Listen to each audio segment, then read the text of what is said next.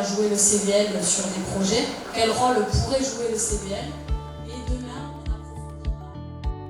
l'objectif, c'était de vraiment trouver les personnes qui souhaitent vraiment s'impliquer et qui se donnent le temps aussi de participer aux différents conseils d'administration du parc amazonien de Guyane. On s'est appuyé à la fois sur le bilan qui a été réalisé par les anciens membres et sur une étude sur la gouvernance qui a été réalisée par le CNRS. Ce nouveau CVL est composé de 46 membres qui sont répartis sur les 11 bassins de vie du parc amazonien.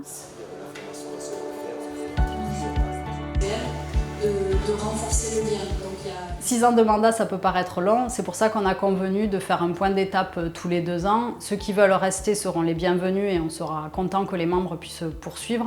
Par contre, ceux qui en ont assez et qui veulent s'arrêter pourront s'arrêter au bout de 2 ans ou 4 ans de mandat.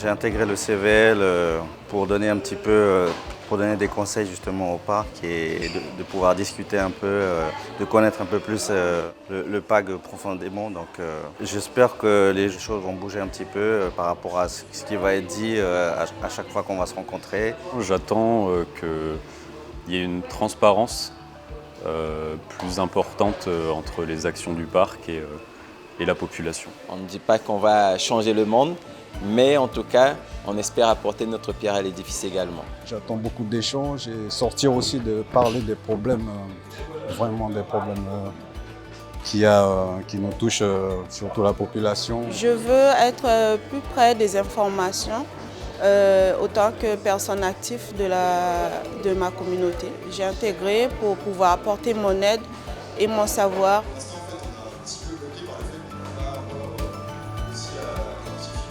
Et traitement de déchets, parce que jusqu'à aujourd'hui, ça ne se fait pas. Et on connaît la réglementation européenne aujourd'hui, que ça interdit en fait des décharges à ciel ouvert. Le sujet vraiment qui me tient à cœur, c'est quand même la gestion des déchets, parce que ça devient vraiment problématique et ça empire. C'est un vrai fléau du côté Oyapokoa, et c'est grave. Parce que les habitants, en fait, on mange des poissons, tout ça, dans le fleuve. La protection notamment de la forêt en zone cœur. Voilà, concrètement, que ce soit clair de comment on la protège, qu'est-ce qu'on va faire des études et des inventaires qu'on fait sur ce territoire. Qu'il y ait l'éradication, la vraie éradication en fait, de l'orpaillage clandestin. C'est un sujet qui concerne tout le territoire, mais lorsqu'on est dedans, on le voit tous les jours et du coup je veux surtout traiter sur ces choses-là. Moi j'ai trouvé cet échange bien dynamique et beaucoup de curiosité aussi de chacun.